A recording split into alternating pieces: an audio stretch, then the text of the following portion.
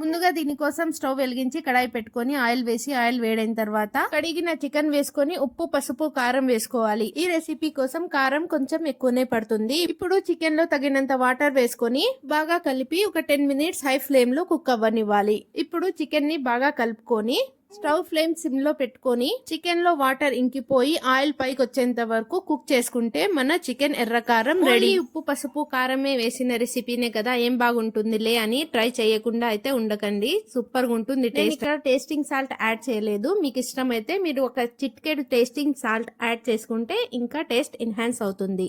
ఈ రెసిపీతో పాటు నేను ఒక చిన్న చిట్కా మీతో షేర్ చేసుకుంటున్నాను. ఒక్కసారి ఇడ్లీలు వేసుకోవాలంటే మినపప్పు నానబెట్టుకోవడం మర్చిపోయి ఉంటే ఒక క్లీన్ క్లాత్ తీసుకొని మినపప్పును వేసి వీడియోలో చూపించే విధానంగా క్లీన్ చేసుకోవాలి. మీరు ఇక్కడ డిఫరెంట్ చూడొచ్చు.